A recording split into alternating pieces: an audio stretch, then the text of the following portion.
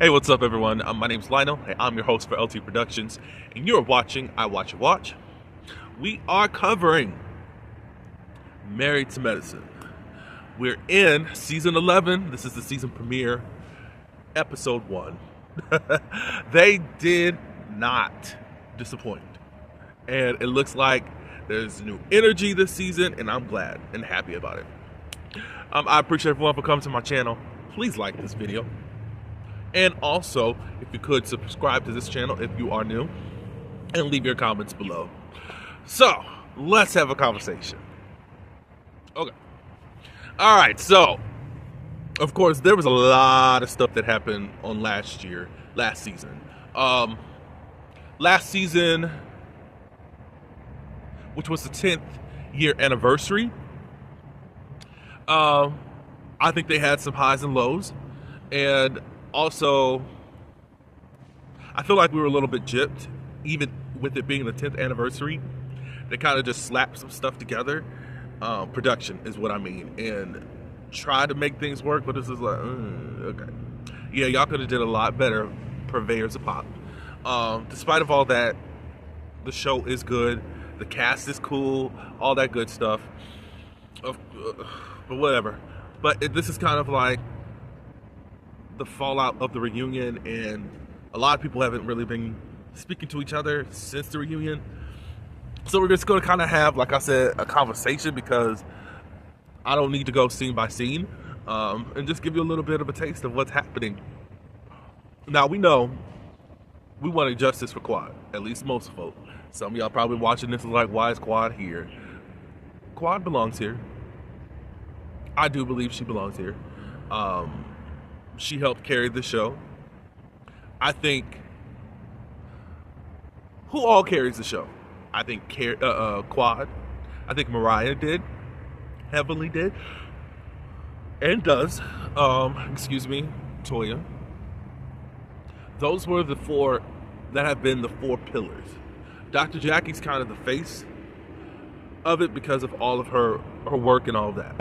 So I think Quad, I don't know how long Quad can still be like the stunt queen, but hey, she still makes it entertaining.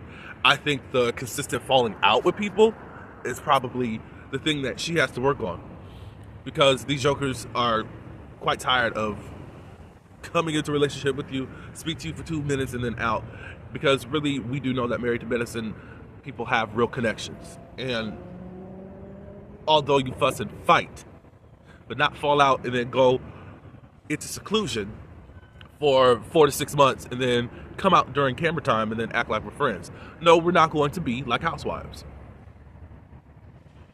that are supposed to be this friend social group, but you only see them when the cameras are out.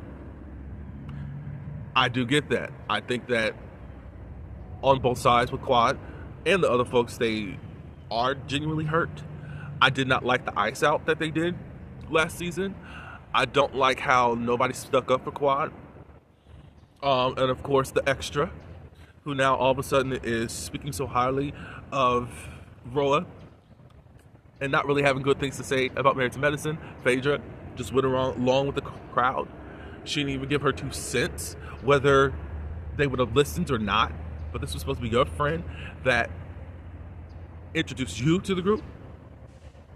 Whatever. Anyways, as I gripe, I'm only going to spend a little bit more time. So, anyways, Quad and Simone haven't been speaking to each other since the reunion. It looked like things were getting better, and then Quad just kind of faded into the sunset.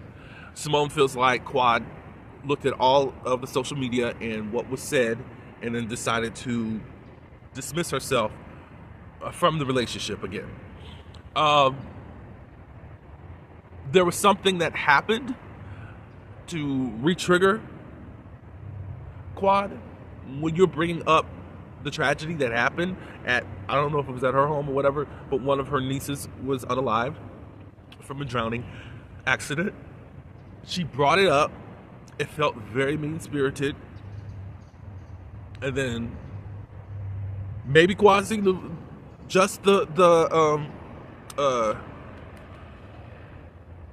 comments, I don't know. Maybe she thought about it and she felt some type of way. That could have happened too. At this point, Simone doesn't think that she owes her an apology. What is different this season is the Kimes actually letting people in their house. Because normally we don't see nobody come over to Heavenly's home. She got to go someplace else. She's invited the Whitmores over. That's Simone and Cecil. And they talk a little bit. They hired a hibachi, however you say it, Japanese stir fry. This chef to come over, and they do all the cooking and frying right in front of the faces, and they have dinner. We know that Dr. Heavenly and Dr. Simone, they don't really get down like that, because it's kind of more surface, and I know you because it's Dr. Jackie, and we're gonna piss each other off and all that good stuff. But this season, they're starting off on a better foot that they've been in many years. So I thought that was cool. They brought up Crackpot and Dr. Greg, and the stuff that went on, like after the reunion. A lot of tweets went on, insult after insult. Of course, there was all these announcements of Dr. Daddy cheating on Heavenly. Heavenly went in for the kill and was just saying that Dr. Greg is an abuser, which he is, and also a cheater, which he is. However, Dr. Greg is pissed. Crackpot is pissed, and I'm trying to figure out why. It's the truth. You get to do stuff, and it's okay because you think that Dr. Heavenly picked on you. Whatever. So, Dr. Daddy, Dr. Damon, he's been trying to kind of work things out, at least on the men's side. He was bothered by Greg, even with the insinuation that Dr. Damon was a cheater. He feels like, well, you do know me, and you know that I don't do this. And Dr. Greg said, I don't know what you do. I said, okay. So you just, I mean, in all truth, how can I be mad at Dr. Greg with that if you don't spend 24 hours with the person? But if you know the person at least well enough, you would know if this person was cheating or whatever, blah, blah, blah, blah, blah, possibly. But who knows? I can't totally say Greg was wrong for not backing up his guy. I just think I would have stayed out of it and wouldn't have gave any comments, in my opinion, because it looks like I don't know what you do. Like possibly, okay, you could be doing it. I don't know. It's just how I would have said, look, I know you to be this person, that person, that person. I don't know you to be the cheater, and I also don't know if you will cheat. I probably would have said that. To my knowledge, I don't know you to be a cheater. That would have been cool. Whatever. Of course, you know, Dr. Heavenly and Crackpot, they're gonna just gonna be at odds and all that. Dr. Heavenly did talk with Quad. Dr. Heavenly did some self-reflecting, and she felt like she didn't do Quad right. And there's some ownership and there's some accountability that has to be had on both sides, not just with Quad. And she feels that. Quad also says, you know, I think that Simone owes me an apology. And Dr. Heavenly says, I think she owes you an apology also. Dr. Heavenly was like, hey, you know, I think we do need to take some accountability and all of that. Simone's like, she decided to leave the friendship group again, So they're having a Freaknik party. This is a late 80s, early 90s celebration. It was kind of like how spring break is in Miami. It's kind of like how it was for the HBCUs. Of course, there's a documentary out where it was a lot of fun, and then as the years progressed, then it got ghetto and ratchet. And they ended up having to stop the whole Freaknik thing forever happening, but it was quite classic back in this day. I was a child, so I don't know those things. I heard about it, but no, I was a child back then. Let's see, strangely enough, oh, well, that's not really strange. Dr. Greg and Sweet Tea, they go to Phaedra's home, and Sweet Tea is being taught how to swim, even though she was in the military.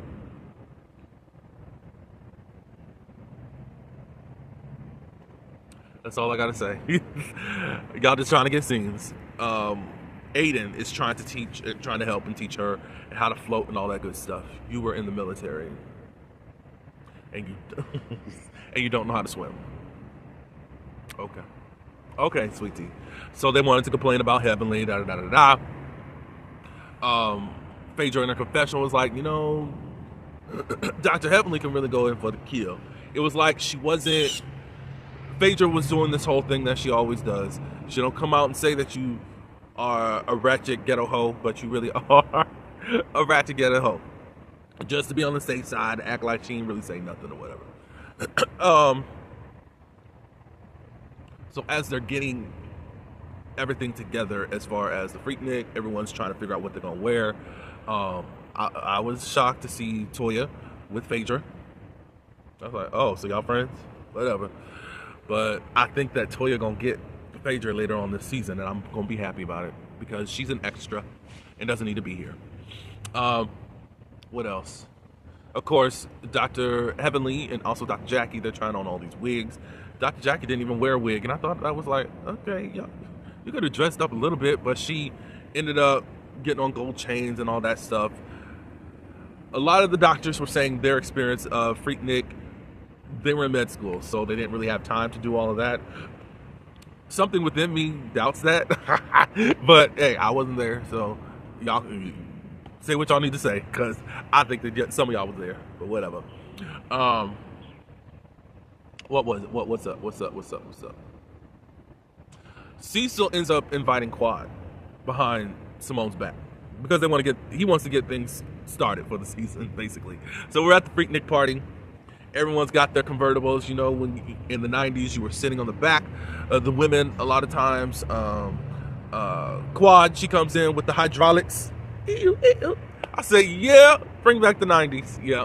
90s were a little bit more simpler, even though things were getting quite violent then. And 96 was or 95, 96, 97 was the first school pow. All that good stuff, but the economy was booming during at least the first half, as long as the Clinton years was around. We were learning computers. The internet wasn't born yet, but hey, we still had an outside life and things of that nature. It was cool. So we get to the Freaknik party, and a lot of people show up. I saw a T.S. Madison. She was there. We also see they got rid of Dr. Alicia, which was stupid and crazy. I think that she belonged in the group. That is so crazy. You could have kept her as a friend for another year. Y'all did not give her a chance. Not for real. Producers. I ain't talking about the guys. That is so crazy.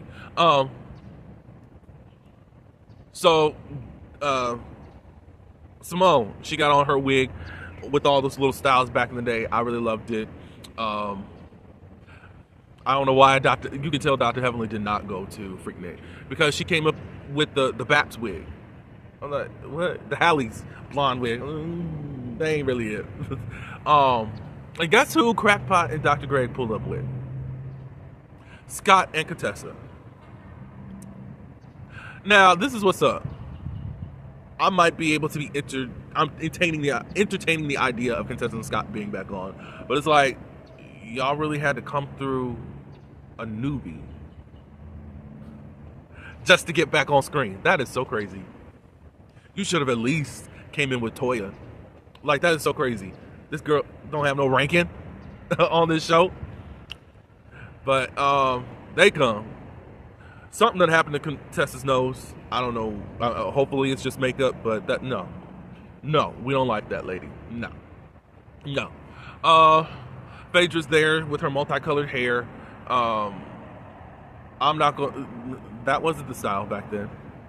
Like, they did colors, but it's not like how Phaedra did. Not that I remember. Someone can get in the comments and tell me that. They had what's the 40 ounce, the wick ounce. The 40 ounces is beer and all that good stuff.